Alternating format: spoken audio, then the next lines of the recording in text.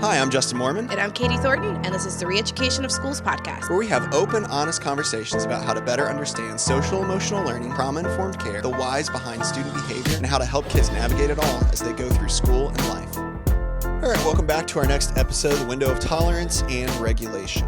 Hey, before we get started and dive in, just real quick, we would love for you to be able to leave us a review, 5 stars preferable.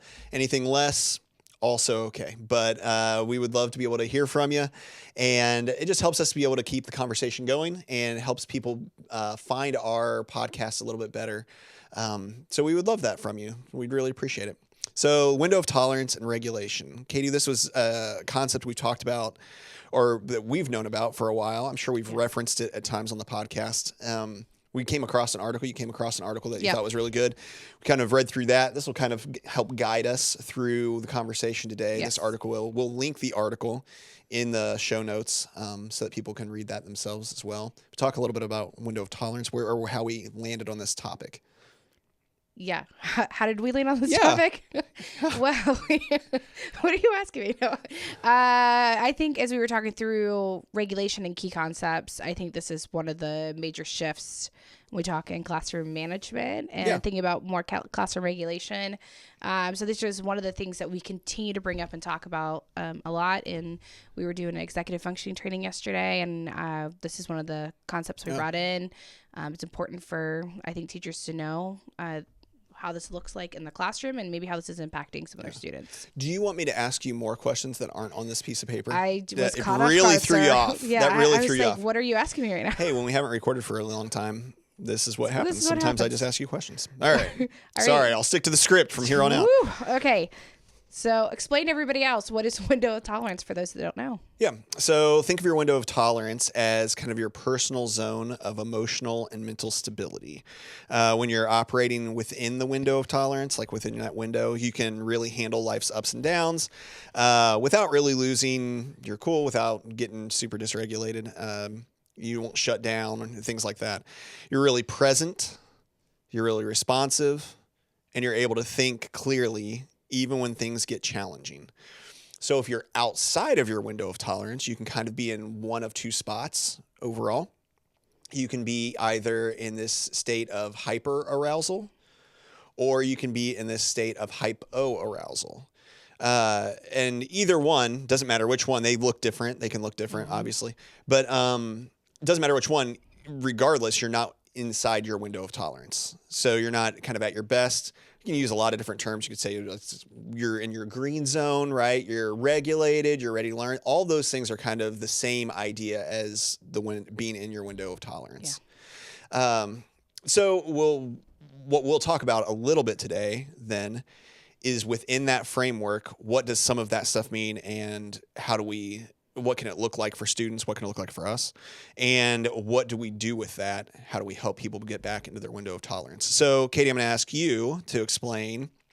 I don't want to surprise you, so I'm trying to give you plenty of time. I'm going to ask you to explain. Warm call me? Yeah, I'm just going to try to warm call you right now.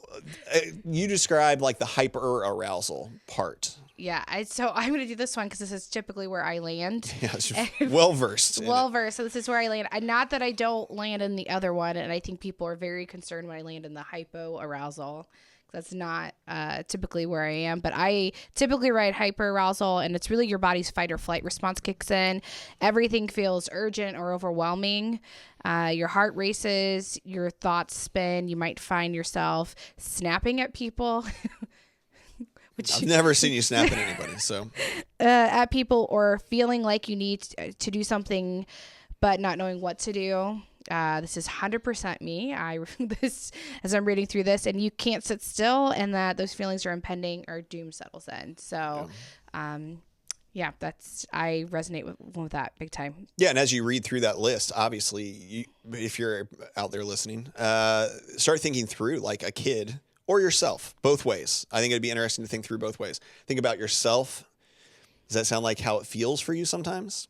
Have you ever watched one of the students that you have seem like that's where they're landing?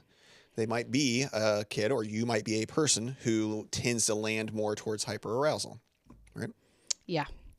So the other opposite of hyperarousal is hypoarousal, and this is kind of where you land. So do you want to share what that looks like? Yeah, I will. And so again, think about yourself, maybe think about students that you have in your room. So hypoarousal would be kind of like below, if you're picturing a picture, a graphic, maybe kind of below your window of tolerance is hypoarousal. Essentially, your system's kind of shutdown response. So you feel disconnected, maybe numb, maybe unmotivated.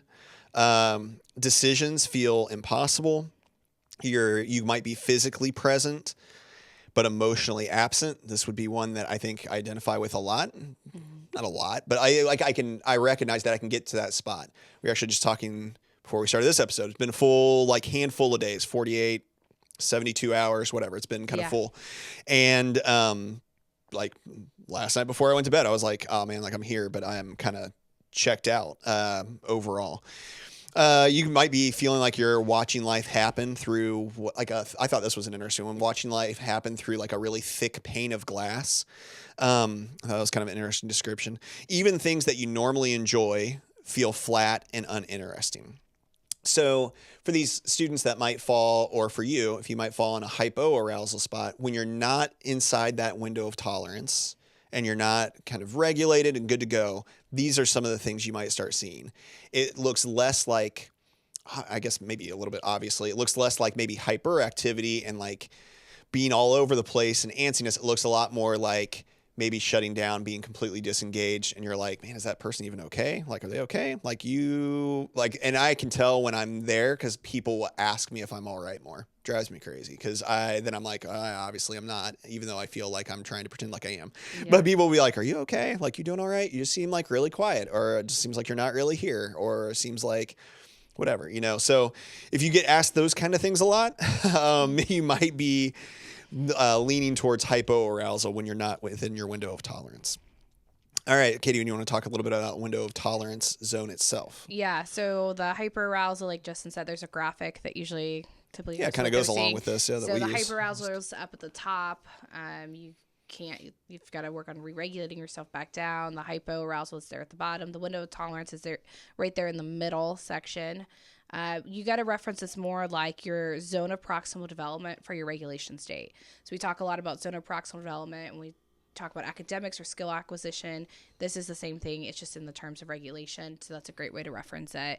So when someone's in their zone of proximal development, they're able to regulate, receive information, make decisions, operates well with other people, those kind of things. So that's always the optimal goal. And I would say we probably fluctuate in and out. I think you go back to the polyvagal theory because this ties all back to your nervous system. And I don't want to get too deep into that right now. But, sure. But if you will fluctuate throughout the day of moments of hyperarousal or hypoarousal, depending how you are, back into your zone of tolerance. And so it is important to note that your goal is not to live in the zone of the window of tolerance all the time. It's just are you able to manage yourself back down into those spots on a pretty consistent basis? And do you have those strategies and tools? When you live in one of those zones for a really long time, that's where you start seeing people are starting wondering how you're doing. Yeah. You increase conflict. You're not making your best decisions. That's when those kind of things happen. So you'll fluctuate in and out of these zones throughout the day. Yeah, and there's not, and you've kind of referenced it, but to say it, I guess, real explicitly, just because I lean towards hypoarousal doesn't mean that I can't be up in hyperarousal or vice versa, right? I'm going to be in both, like you just kind of said. You can kind of fluctuate between. And really, they both serve a purpose in the end for us, right? Neither of them are quote unquote bad, but just like you're pointing out, we can't stay there. And we just did an episode on Enneagram stuff, and it's kind of the same idea. You have spots that you go to when you're doing really well in Enneagram, if you get deep into that, and spots when you're under stress that you go to.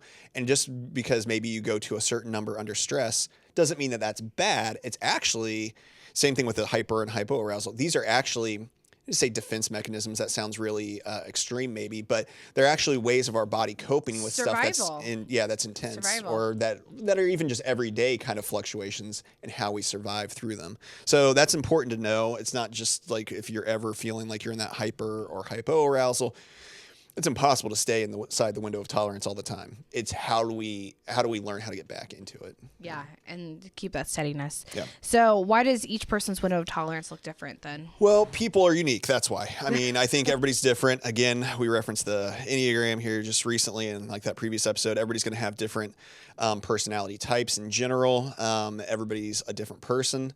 So everybody's window of tolerance is going to be a little bit different regardless. You also can have different kind of sized windows of tolerance. So again, I know it's kind of hard to picture this on a podcast if you're just listening. But imagine if you've got, let's say they're each 3 rectangles, right? You got hyperarousal, the rectangle at the top, hypoarousal, the rectangle at the bottom, and right in the middle, a rectangle that's the window of tolerance. Well, that middle rectangle could be skinnier or wider, like an opening window, if a window opens up and down, just depending on who you are. Like you might naturally have a smaller window of tolerance. It might be a lot easier for you to slip into hypo or hyperarousal easier. Or you might have a really big window of tolerance, just kind of naturally, genetically, I don't know.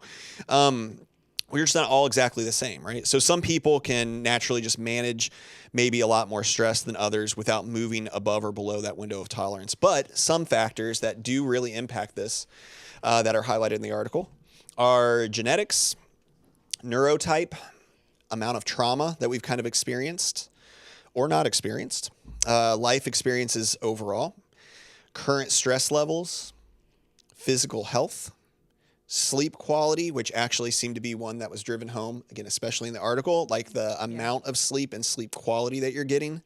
And even really just go back to like ACEs, ultimately is what it is, your earliest childhood experiences, good or bad, I guess, ultimately. So I guess it doesn't have to be ACEs, but these things that you've experienced as, as a child, like really young, all of those things can play a part in your window of tolerance and maybe how big your window of tolerance is at any given time.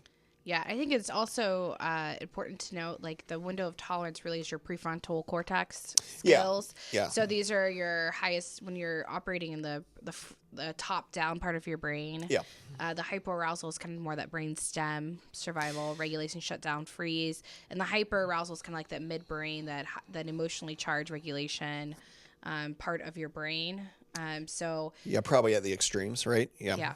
So when you look at these factors that could impact that, if you struggle with executive functioning issues, if you're struggling with, trauma-based things, or able to thinking about when you have to protect yourself to survive, you might be operating those lower parts of your brain. That's why the window of tolerance, as he's explaining that, is going to be shrunken down because you're having a harder time accessing that prefrontal cortex because of those impeding factors. Yeah. Okay, so how does this look different for neurodivergent learners, maybe with ADHD, or maybe they're on the autism spectrum, or those living with maybe even chronic pain? How might this impact them or look different? Okay, so we kind of just talked about that, but the ADHD is the executive functioning challenges. You have a harder time taking on more cognitive load. So accessing that prefrontal cortex, you might have surprisingly wide window for crisis situations and hyper-focus on activities. I have a very good friend, he has ADHD, and man, when he's hyper-focused on something, and my daughter does as well, they both will sort, organize, and clean things like nobody's business. Like, they will hyper-focus and things get done exactly right. But a narrow one mundane daily task may seem overwhelming or stimulating for you. For people on the autism spectrum, just walking into situations, they're already on sensory overload or processing, so that will impact their window of tolerance, just how they're processing the environmental factors within the world. And then for folks with chronic pain, their nervous systems of people with chronic pain or illness get stuck in a state of permanent hyperarousal to kind of try to help regulate or stimulate themselves. So yeah, we've seen students in all of these areas. Yes. And they can be it can be tough, even if you know about all of this, it can be really tough to keep a good perspective on why, students may be acting the way they are at different times. I think stuff that stuck out to me that you just were saying, one, the chronic pain one, I think is one that's not probably really considered very much. Mm-hmm. We have had students before that are in a lot of chronic pain for various reasons, and that really impacts. So imagine if your body was constantly being inundated with that, how you may be consistently in the Irritable, hyperarousal state. emotional. Yeah. And also with the amount of load that you can handle. I think this is one, and we kind of talked about this recently in another training, right? This idea that we're taking on these students that maybe are more susceptible to all of this external stimuli that they're having to sift through, are way more likely to basically just run out of energy to be able to continue to like be the way that a schoolroom, a classroom is expecting them to be throughout the day. We have to build in stuff that helps them not have to manage that all day long. So it's just interesting. I don't get too deep into that, but those are all things that kind of really stuck out with what you were saying. Yeah. All right. As educators, what are the other factors that impact your window of tolerance throughout the school year? All right, so we kind of referenced one. I think not getting enough sleep. The amount of time that I hear people at work, and this isn't just in schools, this is everywhere. People are like, I didn't sleep well. I'm not getting enough sleep. I haven't slept very well for like several days. All of the things. And there are a lot of things that can impact that in the end, right? So you think through a family, a teacher that just recently had a baby, right? Newborn baby, and you're not going to get nearly as much sleep. Like that can impact how you are, or even have like young kids. Like you may not be getting as much sleep. Things like that can impact it a lot, or just really how you're operating. This is why we say like the amount of importance on kind of self-care, to where you're not putting yourself in a spot where you're not okay to fall asleep at night. Because again, I think the lack of sleep is one of the biggest things that's external that we can kind of, I hate to say control, because I know you can't always control it, but that's one of the biggest things that can really make a difference. Not eating well, I think drinking too much coffee, generally not taking care of yourself, all those things, which is hard to hear because we're all busy. We all have the stuff of life, but man, and we've talked about this before on the podcast, one of the episodes, the importance of taking care of yourself and how that impacts then how you come across and how you can positively impact the students in your room. It's a crazy important factor. And so I think that's just one that always sticks out to me, the importance of really taking care of yourself well, in a physical way and an emotional way. All of that's really important. Okay, so the daily stress as far as a teacher goes, right? Daily stress of lesson planning, dealing with like all the unexpected things that come up. I mean, you can plan everything really well, and then you have rooms full of kids all day. Unexpected things come up. What were you going to say? I was going to say state testing times. That's it. It's on the list. Yeah. If you could just really only answer when you're answering the questions, that'd be helpful. Being evaluated, right? The days that you know that you're getting ready to be evaluated. Being worried about test scores, right? How are the kids doing? Like the mid-year test, people get really amped up again because it's right in front of us.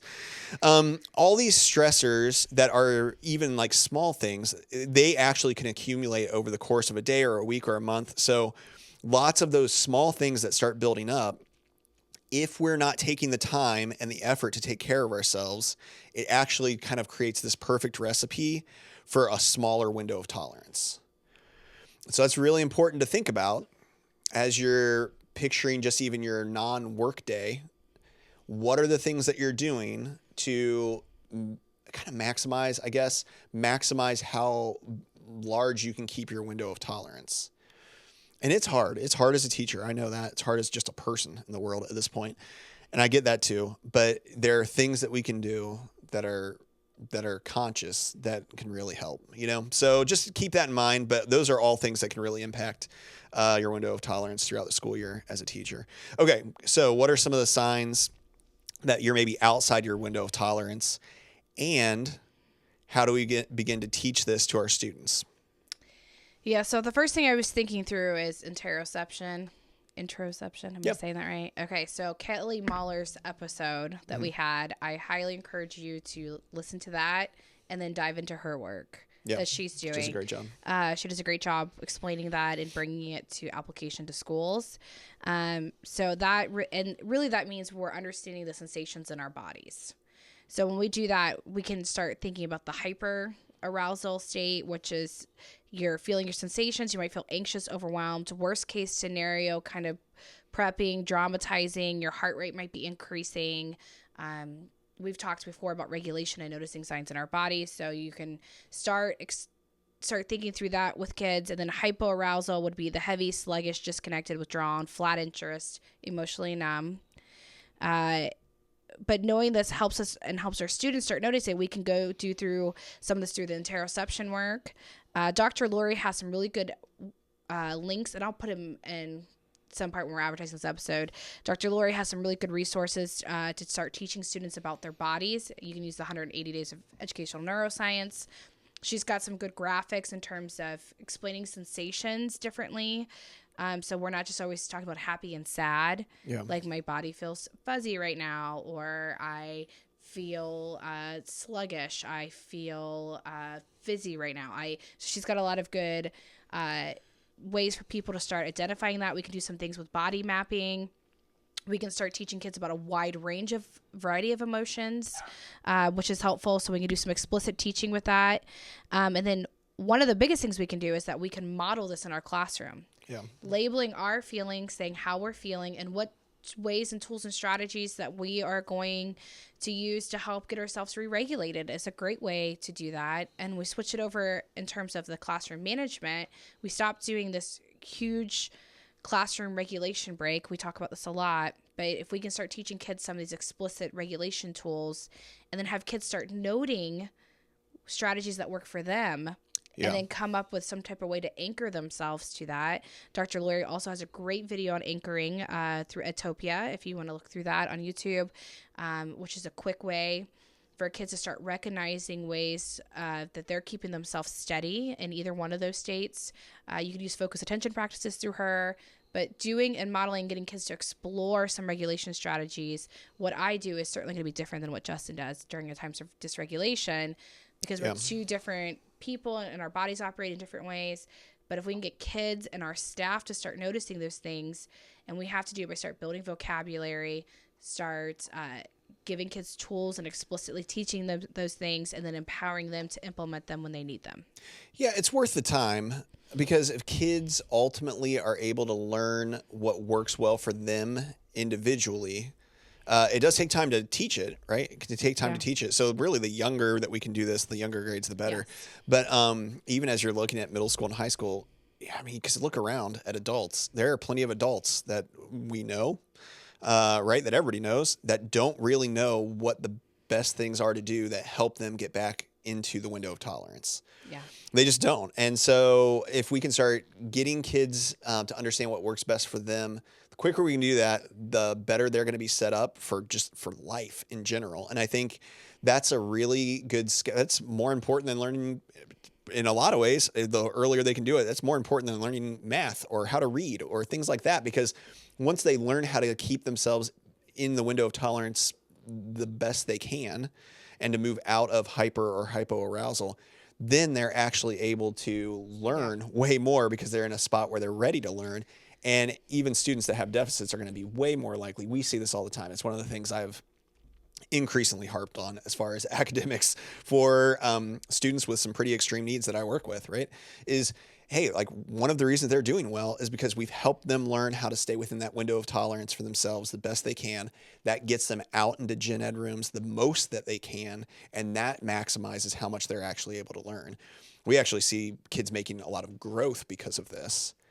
Even though it would initially seem like, ooh, like maybe these kids have missed a lot of classroom time early in their schooling career, but it's a lot of times it's useful time because we're really working hard at teaching them how to be within that window of tolerance themselves, what that looks like specifically for them. Yeah, if you can switch over to doing this, you're going to spend the time regardless. Yeah, exactly. So and this is like 2 or 3 minutes a day. Yeah, we're not saying like we're not taking half up half hour, 45 minutes of instructional time. 2 or 3 minutes, introduce a quick regulation strategy. And then getting kids to start feeling like they have time or resources to do that. We have a great 5th grade teacher, and one of my favorite things he does. I was just going to say that. Yeah. He'll say, okay, we're going to take 2 or 3 minute stretch break, and lets the kids regulate however that looks like for them. And it's not overly prescriptive. No, it's very chill. And then he just rings the bell or turns the lights back on, and okay, we're ready. Kids all sit down, they're ready to go for class. Yeah. But those are consistent routines and steadiness that happens in his classroom. I've really appreciated that because there's not a big thing. Yeah, not like everybody, we're going to do this thing now. He's kind of let them, as they've gotten older, right? You're talking 5th grade, like they can kind of recognize what things work best for them. Yeah. And there have been times I'm highly confident that he's had to be like, actually, that's not one of the things we're going to do during this time, right? You have to have some parameters around it, whatever. It's not just anything goes. But when you do that, then some kids, I'm sure, just sit down and they zone out for the 2 or 3 minutes. That's what you would do if you were in there? Absolutely. Some kids get up and move around. Some kids, it gives them the opportunity to do what's best for them. Yeah. And then if we can get explicit teaching and modeling, we can start integrating some of these things. We run such a fast-paced life, and teachers feel like there is not enough time. We have more minutes in curriculum than we actually have in our school day. We know that.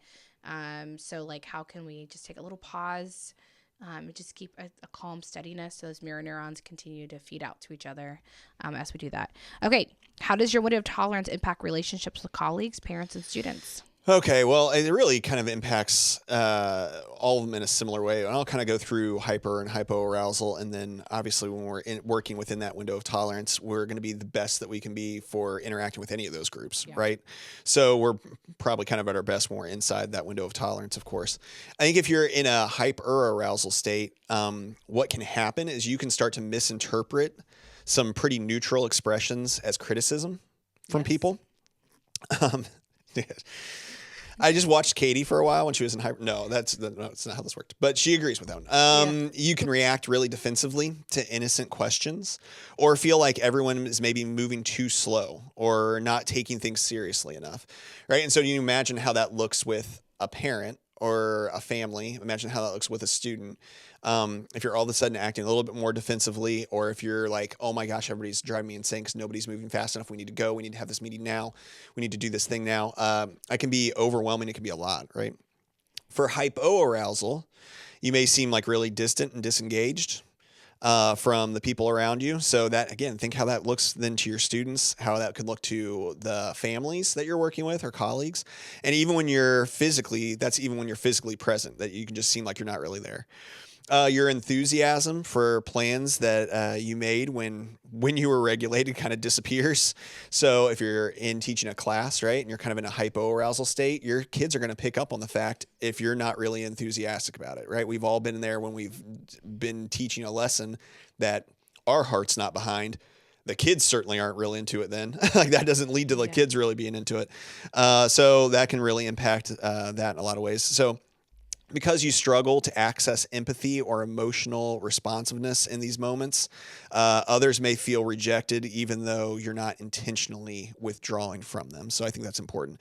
Our relationships are never at their best, basically, when we're outside of the window of tolerance. I mean, that's what it really comes down to. So for our students, maybe more than for anyone else, it makes it really, really hard when we're bouncing in and out of our window of tolerance a lot, for them to be able to guess which version of us they're going to get. We've talked about this a lot too. The consistency that we have to have for our students to feel regulated themselves and to stay within their window of tolerance, they have to really know who they're getting every day. We don't have to be robotic about it. And we're humans too, and so we're going to have different kinds of days. But I think it's really super important that you recognize that it doesn't just impact you. If you're bouncing up into hyperarousal or down into hypoarousal, 8 times every class period, and your third block group of kids is going to be like, I don't know what Mr. Mormon's going to be like today. Like, I don't know, so we're just walking on eggshells, kind of worried about it. That's not a way that you want kids to be or your students to be. And absolutely, then they are going to be much more likely to be outside of their window of tolerance as well. So I think that's important. Also, as far as our colleagues go, I just think you never want to be the person that everybody's like, man, they're a wild card. You really don't know. They're in and out of that window all day long. Yeah. And again, I'm not saying you never can be. We all are. We all are going to be outside the window of tolerance every day at some points. It's how long we stay there and maybe how far outside of our window of tolerance we kind of stray. But you don't want to be that person that people are constantly walking on eggshells around.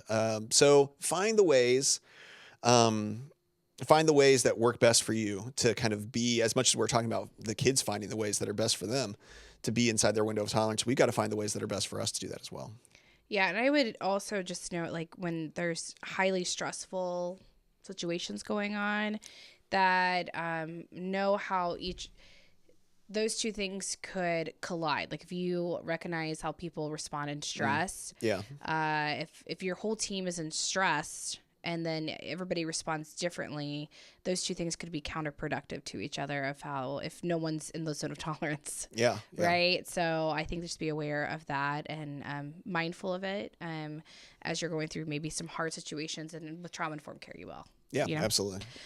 All right. What do you want people to walk away knowing from today? I think people ask us a lot, like, how do you lead this work, or what are some things you do? And I think this is one of the major concepts that we continue to hit home, that we talk about. We talk about regulation. I think this is something that your teaching staff needs to know. This is what we're teaching our kids in class.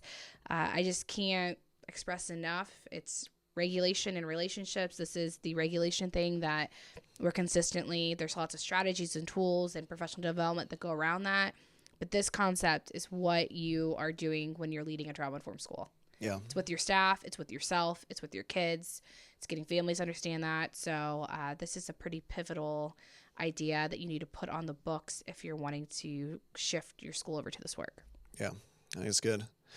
Yeah, I think for me, I was reminded again, and I know I kind of harped on it a little bit earlier in the episode, but really the idea of taking care of yourself is super important. I know it's really hard, and I know it's easy for people to get kind of feeling like they're attacked. Maybe you're in a hyperarousal state, if that's how you feel when I say this.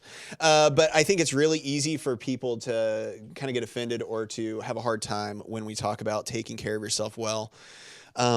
It's just so crazy important. And I'm not saying you have to be like the most fit person in the world, but I do think, like, man, pay attention to like what you're eating, pay attention to what you're drinking throughout the day. If you require like nonstop intake of Coke, to make it through the day, nonstop intake of coffee to make it through the day, it's probably not, neither of those things are bad in like moderation, right? But if that's what it requires every day, day in and day out, man, maybe take a look at like why you're requiring that of yourself to make it through Talk about sleep quality a day. Yeah. And all those things. Yeah. All of it just makes such a big difference. And if you can put yourself in a really good, kind of the best physical state that you can to manage yourself, what you will find is you stay regulated way more consistently. You stay within that window of tolerance way more consistently. And you're going to maximize your ability to be able to stay in that spot and get back into that spot when you do happen to float maybe up into hyper or down into hypoarousal. So it's worth it, even if that means that it feels like you're not 100% prepared for the next day all the time. Maybe take a look at like what you could do to make yourself not have to spend so much time getting prepared the next day, right? We have different episodes that kind of talk about that, reference that. There's just a lot of things you can do to make sure that you're not burning yourself out and not getting sleep and running off of like straight caffeine and not being in a good spot. That actually is those things are actually the things that are going to make the biggest difference in your students' lives. Well, I think what you're referencing to is that we're putting habits. All have habits that we are external forces that we're helping force regulation on ourselves. We're trying. Which is really ultimately what you're doing is you're masking. Yeah. And not really ever getting to a natural state of regulation because you're having external factors that are masking your regulation ability. Yeah. So, and that's what I think you're really getting hurt. It's hard. I know it's hard, and I know it takes a lot of effort and it takes probably a lot of discipline, but man, like, take care of yourself, because at some point you're not a teacher on any given day, on the weekends, during the summer, like, then eventually you retire. And if you've run yourself ragged because of how maybe some of your systems are set up as a teacher, like, that's not good for you. That's not good for you. That's not really what your whole life's about. So I just really think it's important to take care of yourself as a person and do what you can to do that. And that's what I want people to remember walking away knowing, beginning-ish of a year, maybe right? Maybe the first thing is to see how your body responds. Are you more of a hyper or hypo person? Start noticing that.